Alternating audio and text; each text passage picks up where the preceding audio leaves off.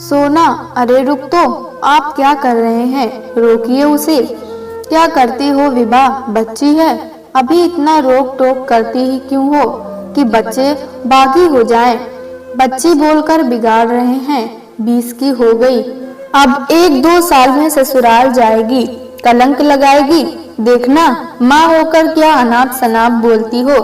चौथ का चांद कलंकित करता है। मेरी बिटिया खुद 14वीं का चांद है। इसका ब्याह तो राजकुमार से करूंगा। मैं भी देखूं कौन कलंकित करता है। सुरेश चंद्र बोले। उनकी तूती बोलती थी। जिलाधिकारी थे, घर में भी अच्छा खासा रुतबा था। 5 बच्चों में सबसे छोटी सोना यानी सोनाक्षी आन बान शान, बिल्कुल पिता की तरह। जो चाहती वह करके ही मानती।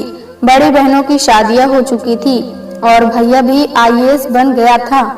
गणेश चौथ बड़े ही धूमधाम से मनाया जा रहा था इस आलीशान कोठे में, क्योंकि कुलदीपक IAS बनने के बाद पहली बार घर आ रहा था। पूरा परिवार खिलखिला रहा था और हवेली उनकी हंसी की खनक से झंकृत हो उठी थी। ऐसा वैभवशाली था सोनाक्षी का परिवार, पर हम सोना को अलग कारणों से जानते थे। हमारे बेंच की सबसे खूबसूरत लड़की, जो कि सबसे हैंडसम लड़के यशवर्धन की महबूबा थी। हम आते जाते चूहल करते, यार आज पिया मिलन ट्री की रौनक कैसी है। लतिका सबसे शरारती थी। एक शरारतपूर्ण जवाब देती। एक स्टार ही है, वहाँ मेन हीरो हीरोइन यश सोना का आना बाकी है। दोनों आंखों में घंटों बातें करते, बाहर नहीं मिलते थे। परिवार लोकल होने से दोनों को ही खतरा था, पर इश्क और मुस्क छुपाए नहीं छुपते। परिवारजनों को भनक लगी गई। सोना कैद कर ली गई। यश कभी हॉस्टल के तो कभी उनकी गली के चक्कर लगाया जा रहा था। अपनी 14वीं के चांद को देखे बिना कुम्हाड़ा सा गया था। हम सब फाइनल ईयर में आ गए थे और लतिका की शादी तय हो गई थी। इसी शहर में हो रही थी। बस हम सखियों ने दोनों को मिलाने की योजना बनाई। सोना को शादी में शामिल कराने के बहाने से उसके घर से लेकर आई और यश से मिलाया। एक आत्मिक संतोष हमें भी था कि 2 प्यार करने वाले एक हो गए थे। दोस्तों के साथ के पल भर अगले ही दिन दोनों ने कोर्ट मैरिज कर लिया था और इसके साथ ही दोनों ही घरों के दरवाजे इनके लिए बंद हो गए थे। हमें लगा था 2-4 महीनों में घर वाले अपना लेंगे, पर यहाँ तो पूरी फिल्मी कहानी बन गई थी। झुकने नहीं बल्कि झुकाने पर आमदा थे सभी। हम सब की पढ़ाई खत्म हो गई और सोना और यश के प्यार के किस्से भी धुंधली याद बनकर ज़हन में दबकर रह गए। इन बातों के बसियों साल गुजर जाने के बाद सभी अपनी उलझनों में उलझे थे कि एक दिन लतिका ने फेसबुक से नंबर लेकर मुझे फोन किया। तमाम खट्टी मीठी बातों के साथ हीरो हीरोइन का जिक्र भी करने लगी। मैंने पूछा, तुम भूली नहीं कैसे? भूलती, मेरी और उसकी शादी की तिथि आसपास जो थी वो सोना से मिलकर आई थी। भाव विदा होकर उसकी प्रेम कहानी का दुखद अंत जो मुझे बताया आपको बताती हूँ। शादी के बाद पति के साथ जब पिता के घर पहुंची तो दरबान ने अंदर नहीं जाने दिया। बड़े साहब की हिदायत थी। एक झटके में सब कुछ बेगाना हो गया था। आंसुओं में पूरा चेहरा डूब गया था। फिर पति के घर गई, वहां भी सहारा न मिला। घर से भागी हुई लड़की के लिए दोनों ही राजपुताने में एक भी कोना न था जहां सर छुपा पाते।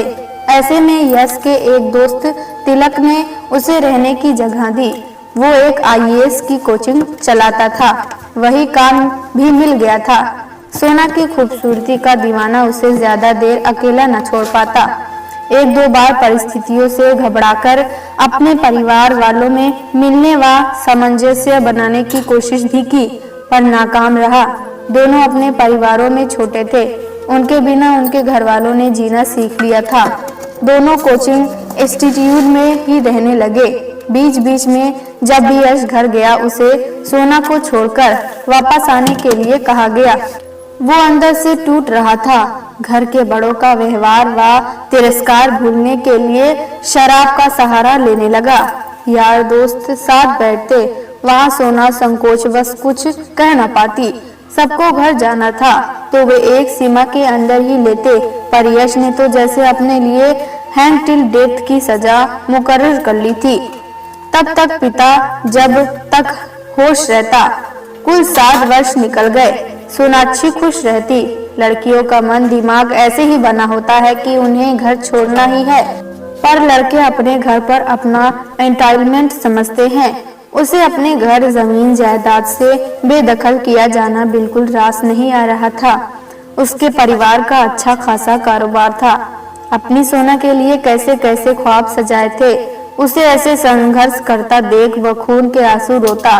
डिप्रेशन बढ़ती जा रही थी। इस बीच 2 बेटियों का बाप बना। सोना ने अब समझाना शुरू किया था कि बच्चियों को देखें, उनका भविष्य संवारना है। सोना के आगे सब समझता, पर रात में फिर वही शराब, परिवारों से निकाले जाने का गम और जाने का क्या। अपनी जिंदगी से जैसे उसे मोह ही नहीं रह गया था, वो उसे और भी गलाए जा रहा था। इस बार जब बीमार पड़ा तब डॉक्टर ने भी जवाब दे दिया था। किडनी खराब हो चुकी थी। इलाज बहुत खर्चीला था। एक बार फिर अपना मान स्वाभिमान को दरकिनार कर सोनाक्षी ने माता पिता के द्वार खटखटाए, पर उसे तो कुलकलंकिनी की उपाधि देकर सबने पीछा छुड़ा लिया था। उसके यश ने उसकी पहलू में दम तोड़ दिया था, पर उसकी आंखों में आंसू न थे, बस सीने में दर्द था। और थे माँ के बोले गए चंद शब्द, चोट का चांद मत देख सोना, कलंक लगेगा। खुद में बुदबुदा उठी, अब और कैसा कलंक माँ, अपनी निगाहों में खुद कलंकिनी हूँ। मेरी वजह से आज मेरे पति, मेरे यश ने मेरी गोद में दम तोड़ दिया। 2 मासूम बच्चियों के अलावा एक और गवाह था, जिसकी नजरों में वो बेगुनाह थी।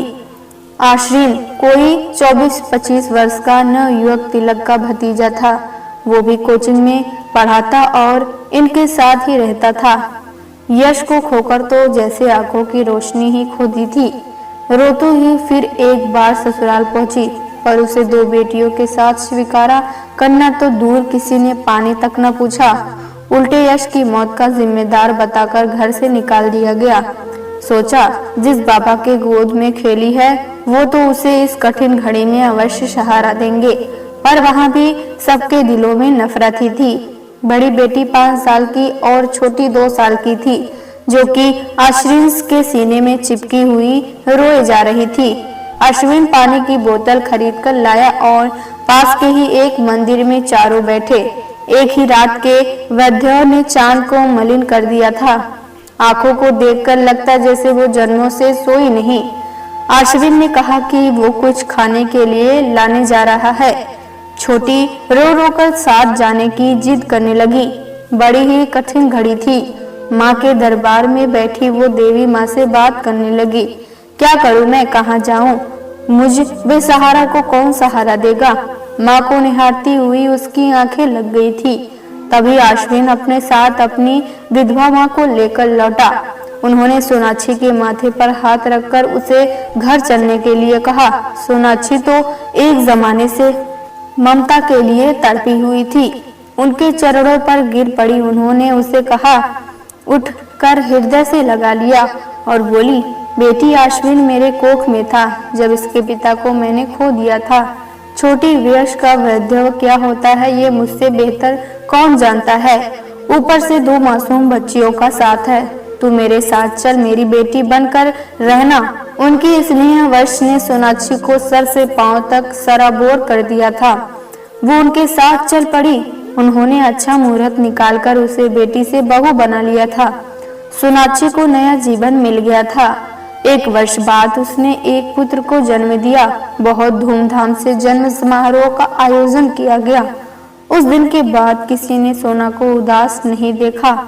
नवीन सहचर अश्विन ने, जो कि उसके सभी संघर्षों से वाकिफ था, महादेव के समान उसके दुखों को अपनाकर अपने पवित्र शीतल प्रेम से उसके तप्त हृदय को ठंडक पहुंचा दिया था।